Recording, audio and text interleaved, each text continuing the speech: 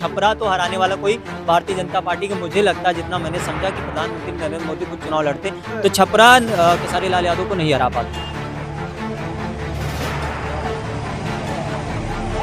जैसे बिहार को कहा जाता है कि शराबबंदी हुई है और इस तरीके की अगर भारतीय जनता पार्टी के सहयोगी नेताओं के प्रचार वाहनों में इस तरीके बरामद हो रहा है, क्या कहेंगे? मतलब सबसे बड़ी खबर मैं आपको बताता हूँ, जिसका डर था एनडीए की तरफ से कि ना किया जाए, आखिरी में वही शस्त्र अपना लिया है एनडीए की तरफ से। साथियों नमस्कार। आज बिहार चुनाव में प्रचार का आखिरी दिन था। लगातार इंडिया गठबंधन के तमाम बड़े चेहरे बिहार में डटे थे और तमाम जो उनकी विधानसभा सीटें थी जिस पर पहले चरण में मतदान होना था उन पर लगातार प्रचार किया। हमारे साथ तमाम हमारे पत्रकार साथी मौजूद हैं, इनसे हम चर्चा करेंगे जो लगातार बिहार पर इनकी निगाहें बनी हुई और तमाम कवरेज वो दे रहे हैं। हम सबसे पहले जुड़ेंगे, हमारे साथ वरिष्ठ पत्रकार लक्ष्मण जी हैं, इनसे हम बातचीत करेंगे कि इनकी क्या राय है बिहार में जिस तरीके का माहौल था, अब इस समय उस पर क्या परिणाम आ सकते हैं। बहुत बहुत स्वागत है लक्ष्मण जी, बहुत बहुत धन्यवाद। पहले चरण का चुनाव प्रचार, जैसा कि आपने पहले ही बता दिया अपने व्यूअर्स को कि चुनाव प्रचार बंद हो चुका है, लेकिन चुनाव प्रचार बंद हुआ है। आरजेडी और उनके समर्थकों का हुजूम जो आपने देखा लगातार कई दिनों से, जहां पे तेजस्वी यादव और उसके साथ बाद में अखिलेश यादव भी पहुंचे, राहुल गांधी भी पहुंचे।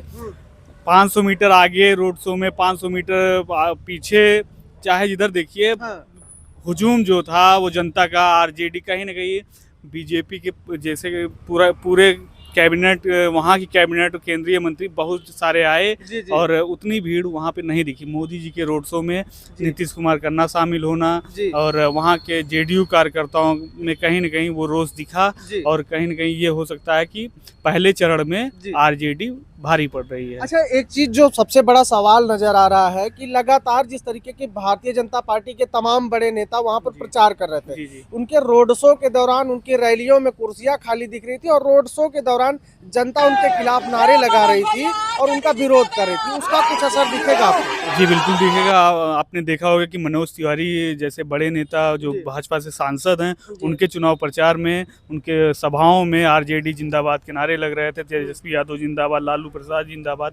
ये सब ये इफेक्ट दिखा रहा है कि बिहार की जनता इस बार परिवर्तन के फुल मूड में है। और जिस तरह से वहाँ की तस्वीरें आ रही हैं, बरसात में देखिए अभी बाढ़ से पूरा पटना भरा हुआ था, जो राजधानी है, राजधानी में पानी निकासी की जैसी व्यवस्थाएं नहीं है, तो ऐसा लगता है कि वहाँ की जनता फुल मूड बना चुकी है। चलिए ठीक है, हमारे साथ और भी साथी पत्रकार हैं, हमारे साथ सबसे बेहतर के चीफ एडिटर अनूप जी हैं, इनसे हम बातचीत करते हैं। लगातार इनकी जो तमाम विश्लेषण है वो आप लगातार चैनल पे हमारे देख भी रहे हैं। मेरा सवाल इनसे ये होगा कि जिस तरीके से वहाँ पर जनता ने हार्ट टचिंग मुद्दों को ज़्यादा अहमियत दी है और उसको लेकर उनमें ज़्यादा उत्सुकता दिखी है, तमाम जो इंडिया गठबंधन के नेता वहां प्रचार करते हैं, सबसे बड़े चेहरे के तौर पे इस उत्तर प्रदेश के पूर्व मुख्यमंत्री और समाजवादी पार्टी के राष्ट्रीय अध्यक्ष अखिलेश यादव वहां पर चुनाव प्रचार करते हैं। उन्होंने जिस तरीके के मुद्दों के इर्द गिर्द ही अपनी पूरे जो वक्तव्य था, संबोधन था, उसको रखा और जनता ने इसको पकड़ा। इसको लेकर आप क्या देख रहे हैं कि जनता के बीच क्या मैसेज गया है? बहादुर भाई, मैं आपको बता दूं, साफ साफ जो माहौल है बिहार का एक तरफा होता हुआ नजर आ रहा है। पहले राउंड में जो वोटिंग होने वाली है, मुझे तो ऐसा लग रहा है कि एक तरफा जो इंडिया अलायंस है वो आगे बढ़ता हुआ नजर आ रहा है। और मतलब सबसे बड़ी खबर मैं आपको बताता हूं, जिसका डर था एनडीए की तरफ से कि ना किया जाए, आखिरी में वही शस्त्र अपना लिया है एनडीए की तरफ से। मैं आपको बता दूं, जनता का वोट पाने के लिए जो हम पार्टी की मतलब प्रचार गाड़ी थी उसमें शराब बरामद की गई है, तमाम सारी शराब की बोतलें। मैं कैमरामैन से कहूंगा कि जरा इस वीडियो को जरा उस पे दिखाएं, इस पे जरा फोकस कर लें एक बार, फिर मैं आपको बताता हूँ क्या है मामला। वीडियो जो है वो गया से केंद्रीय मंत्री जीतन राम मांझी के बहू के प्रचार वाहन में 17 कार्टून विदेशी शराब बरामद की गई है। अभी आप लाइव तस्वीरों में आप देख सकते हैं कि जिस तरीके से वहां पर सोशल मीडिया पे तमाम तस्वीरें वायरल हो रही हैं और इसको लेकर देखिए एक बड़ी बात है, ठीक है, जिस तरीके से बिहार को कहा जाता है कि शराबबंदी हुई है और इस तरीके की अगर भारतीय जनता पार्टी के सहयोगी नेताओं के प्रचार वाहनों में इस तरीके बरामद हो रहा है, क्या कहेंगे?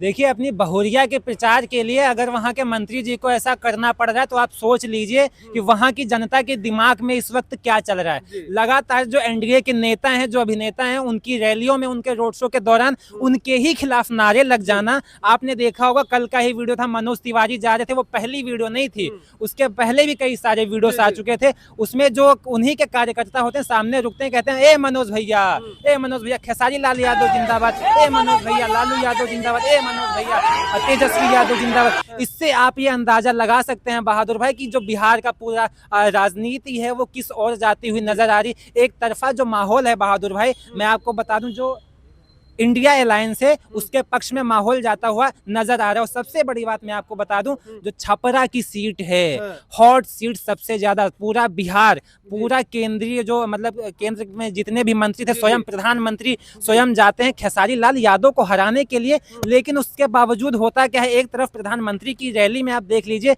जिस तरीके से जितनी पब्लिक होती है उसका अगर आप सामना करवाएंगे ना खेसारी लाल यादव की रैली से, एक तरफा खेसारी लाल यादव उनको मात देते हुए नजर आ रहे थे। कुल मिलाकर के अगर मैं साफ अगर मैं अपने शब्दों में आपको बयां करूं, एक तरफा जो इंडिया अलायंस है वो एनडीए को मात देती हुई नजर आ रही है। ठीक है, देखिए हमारे साथ डिजिटल संदेश के पत्रकार नितिन जी हैं, इनसे हम भी बातचीत कर लेते हैं। और सबसे बड़ी बात यह है कि जिस तरीके से बिहार में चुनाव प्रचार के दौरान भाषाई मर्यादा तार हुई है और तमाम ऐसे बोल बोले गए हैं जो कहीं से भी एक संवैधानिक पद पर बैठे व्यक्ति को शोभा नहीं देता है। क्या कहेंगे बिहार की जनता में, इसका क्या मैसेज है और आप इसको लेकर क्या सोचते हैं? देखिए, पहले चरण का चुनाव 6 तारीख को होना है, आज 4 तारीख। आज चुनाव प्रचार थम गया और 121 सीटों पर, 18 जिलों की 121 सीटों पर चुनाव होना और इसमें 16 मंत्रियों का दांव और किस्मत लगी हुई, क्योंकि जिसमें से 11 मंत्री भाजपा के हैं, 6 और 5 मंत्री जेडीयू के हैं। सबसे बड़ी बात है कि जो तारापुर से सीट से सम्राट चौधरी लड़ रहे हैं उनकी भी सीट मुश्किल में पड़ सकती है। सबसे बड़ा सवाल ये है कि उनकी भी सीट मुश्किल में पड़ सकती है। अलीनगर मैथिली ठाकुर का हारना तय मान लीजिए। लेकिन जिस तरीके से वहां पर योगी आदित्यनाथ हो, हेमंत बिस्व शर्मा हो, मनोज तिवारी हो, रवि किशन हो, निरहुआ हो, ऐसे भारतीय, यहाँ तक की बात की जाए प्रधानमंत्री ने भी कहीं ना कहीं असंसदीय भाषाओं का प्रयोग किया और जहरीले बोल बोले, तो क्या जनता के बीच में इसका क्या मैसेज? यही सबसे बड़ी वजह होगी भारतीय जनता पार्टी और एनडीए गठबंधन की हार का। जिस तरीके से उन्होंने संवैधानिक पद पर होते हुए भाषा की मर्यादा खत्म कर दी। अब बताइए, आप चुनाव से पहले लल्लन सिंह जो सामंतवादी मंत्री हैं वो कह रहे हैं जो पिछड़े दली या विपक्ष के जो नेता उनको घर से निकलने ना दी, इसका सबसे बड़ा प्रभाव पड़ेगा। उसके बाद आपके मंत्री जी हैं सम्राट चौधरी, खेसारी लाल, जो जिसका पहले चरण में वोटिंग है, उनका जो क्रेज किसी से छुपा नहीं, उनको नचनिया बोल देती, ये सबसे बड़ा प्रभाव पड़ेगा। और सबसे बड़ा प्रभाव अखिलेश यादव का बिहार में एंट्री कर इतनी सारी सभाएं करना, ये सबसे बड़ा इफेक्ट साबित होगा इंडिया गठबंधन की। दूसरी चीज, जो राघवपुर सीट से तेजस्वी यादव स्वयं अपनी किस्मत आजमा रहे हैं, उनके वो एक सीट क्लियर आपकी मान लीजिए। छपरा तो हराने वाला कोई भारतीय जनता पार्टी का मुझे लगता है, जितना मैंने समझा कि प्रधानमंत्री नरेंद्र मोदी खुद चुनाव लड़ते तो छपरा खेसारी लाल यादव को नहीं हरा पाते। इतनी बड़ी बात नहीं, इतनी बड़ी बात नहीं, बहुत बड़ी बात मैं कह रहा हूँ। नरेंद्र मोदी खुद चुनाव नहीं हरा पाते। मैथिली ठाकुर के ऊपर भाजपा ने दांव आजमाया, लेकिन मैथिली ठाकुर का भी चुनाव हारना तय है अलीनगर सीट से। और 121 सीटों पर जो चुनाव होना, उस 121 सीटों में से कम इंडिया गठबंधन 70 से प्लस सीटें चुनाव जीतेगा। ठीक है, देखिए हम चर्चा करें लगातार जिस तरीके का वहाँ माहौल है। एक तरफ इंडिया अलायंस में तमाम पार्टियां हैं, चाहे वो आप वीआईपी की बात करें, वहाँ से वीआईपी का भी ठीक ठाक माहौल है। हालांकि वो 15 सीटों पर चुनाव लड़ने वाले थे, लेकिन एक सीट से उनका पर्चा खारिज हो गया। आज वो 14 सीटों पर चुनाव लड़ रहे हैं और जो वहाँ की चर्चाएं हैं, ये कहा जा रहा है कि वीआईपी काफ़ी मजबूत स्थिति में बिहार में चुनाव लड़ रही। वहीं दूसरी पार्टी की बात करें, भाकपा माले भी कहीं कमजोर नहीं रही। पिछले 2020 के विधानसभा चुनाव की बात करें तो वहां पर सबसे अच्छा अगर किसी का एवरेज जीत का था तो वो भाकपा माले का था। और लगातार जिस तरीके से भारतीय जनता पार्टी के तमाम नेता वहां पर एग्रेसिव भाषा का प्रयोग करते हुए नजर आए और कहीं ना कहीं उस पूरे चुनाव को वो जाति, धर्म और तमाम तरीके के मुद्दों से, हिंदू मुसलमान के मुद्दों से बांटने की कोशिश करते नजर आए, वो बिहार की जनता में बड़ा गलत मैसेज जाने का संकेत मिल रहा है। क्योंकि लगातार भारतीय जनता पार्टी के नेताओं का जो वहाँ पे विरोध हो रहा था वो सामान्य बात नहीं है और ये छोटी बात नहीं है। कहीं ना कहीं ये बड़ा जो है बुरा मैसेज जाएगा और इसका कहीं ना कहीं खामियाजा भारतीय जनता पार्टी को वहाँ पर भुगतना पड़ेगा। फिलहाल हमारी चर्चा हो रही थी, हमारे साथ तमाम जो साथी पत्रकार थे वो जुड़े और अपनी अपनी राय रखी और आप इस बिहार चुनाव के तमाम जो वहाँ के मुद्दे हैं और वहाँ का जो चुनाव परिणाम आने वाला उसको लेकर आप क्या राय रखते हैं, अपनी राय कमेंट पे जरूर बताइएगा। मिलते हैं अन्य वीडियो में, नमस्कार।